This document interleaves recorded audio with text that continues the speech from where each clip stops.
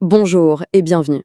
Aujourd'hui, on va plonger dans une histoire fascinante, une histoire qui connecte deux mondes que tout semble opposer. Et tout ça grâce à un secret qui a traversé les siècles. Alors, la question est posée. Qu'est-ce qui peut bien relier une cité lagunaire baignée de soleil à une petite ville perdue dans le Grand Nord? C'est le début de notre enquête et pour la résoudre, on va suivre un guide, disons, assez particulier. On a donc d'un côté Venise, de l'autre une ville en Russie. Deux endroits qui, à première vue, n'ont absolument rien en commun. Et pourtant, ils partagent un lien secret. Un lien qui a été forgé par l'eau et par l'histoire. Et pour nous guider, qui de mieux que le gardien de Venise lui-même? L'histoire est racontée à travers ses yeux, ceux d'un ange lion ailé, une créature mythique née, imaginez, vers 300 avant notre ère. Et la légende dit qu'il a fait un choix assez étonnant, vivre parmi les mortels. C'est vraiment ce besoin d'être proche de l'humanité, de l'accompagner, qui l'a poussé à aider les tout premiers Vénitiens. C'est lui qui les a guidés quand ils ont fondé cette cité incroyable sur l'eau en 421. Et tout naturellement, il est devenu leur protecteur officiel. Et puis, avance rapide jusqu'en 1700. Là, notre ange fait une découverte qui va absolument tout changer. En feuilletant un vieil album diplomatique, il tombe sur des images d'un peuple lointain, en Russie, dont la vie entière, tout comme celle des Vénitiens, est rythmée par l'eau. C'est une véritable révélation. Et c'est ce qui va déclencher une mission dont les échos se font encore sentir aujourd'hui. En regardant de plus près, l'ange découvre la vie très difficile de ce peuple russe. Ils sont obligés de faire ce qu'on appelle le volok. C'est une méthode absolument éreintante qui consiste à tirer leur bateau à la force des bras sur la terre ferme. Imaginez la scène. Touchés par cette peine, ils n'hésitent pas. Ils s'envolent vers le nord, avec dans l'idée de partager tout le savoir-faire de Venise en matière d'ingénierie. Donc voilà le problème central, ce labeur manuel presque surhumain. C'est cet obstacle que l'ange est bien décidé à faire sauter. Et pour ça, il compte sur l'ingéniosité vénitienne, celle-là même qui avait réussi l'exploit de transformer un simple marécage en l'une des merveilles du monde. Alors, une fois sur place, en 1702, l'ange s'allie avec le tsar Pierre Ier, qui est un homme très ambitieux. Dès 1703, les travaux commencent. L'objectif, remplacer ce fameux Volok. Bon, au début, c'est pas facile, il y a des échecs, mais vers 1722, un ingénieur génial, Mikhail Serdyukov, guidé par l'ange bien sûr, perfectionne le système. Il utilise des écluses inspirées de Venise, un réservoir, et ça marche.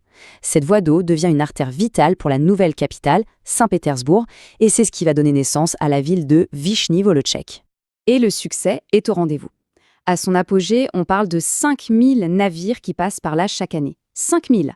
Alors vers 1725, sa mission principale étant accomplie, l'ange rentre à Venise. Mais attention, il ne laisse pas un vide derrière lui, il laisse un héritage qui sera porté par ses frères lions, sans ailes cette fois, et dont l'influence va aller bien au-delà des simples canaux. Parce que l'esprit de l'ange, voyez-vous, il n'a pas seulement creusé des canaux. Non, il a aussi allumé une flamme, celle d'un artisanat incroyable qui va devenir un véritable miroir de l'âge d'or de Venise.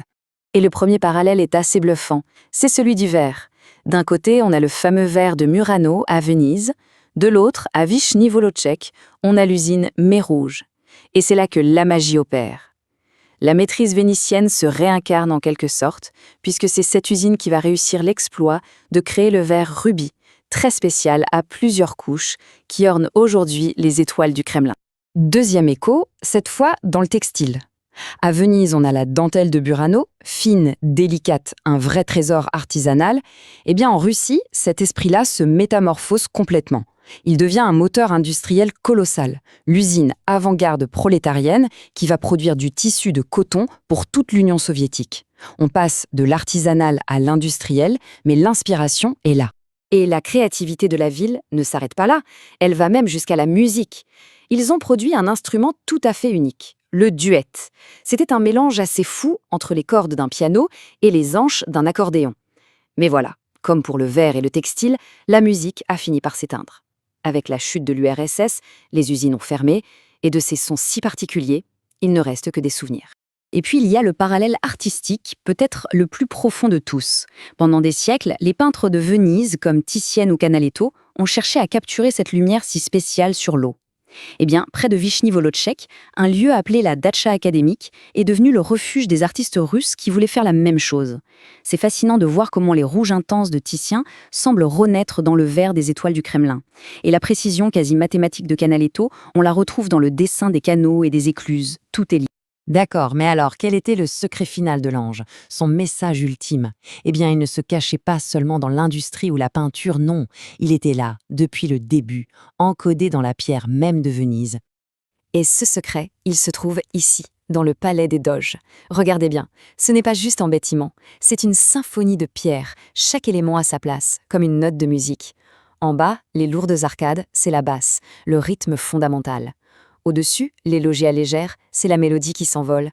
Les petits motifs qui se répètent, les 4 feuilles, c'est le tempo précis. Et tout en haut, les créneaux, ce sont les notes aiguës, le crescendo final. C'est une harmonie parfaite entre l'art, les maths et l'ingénierie. Et cette musique de pierre, eh bien, elle a voyagé. On en retrouve l'écho direct dans le nord, sur la façade du théâtre dramatique de Vichny-Volotchek. Il a été construit en 1896 et si on regarde bien, on y voit des rosaces, des loggias. C'est une citation directe du chef-d'œuvre vénitien. C'est comme si ce langage harmonieux avait traversé tout le continent. C'est ça, la révélation finale. La beauté et l'esprit ne meurent jamais vraiment. Ils attendent patiemment, dans les ornements, qu'une nouvelle génération vienne les réveiller. Les usines ont peut-être fermé, oui, mais le secret pour créer l'harmonie entre la technique et l'art, lui, il est toujours là, gravé dans la pierre. Il attend juste qu'on apprenne à l'écouter. Finalement, cette histoire nous montre une chose. Les idées, ça voyage. L'âme d'une ville, son génie, sa boîté, son esprit, tout ça peut trouver refuge dans les endroits les plus surprenants. Et ça laisse songeur, non? On se demande où le prochain écho pourrait bien apparaître.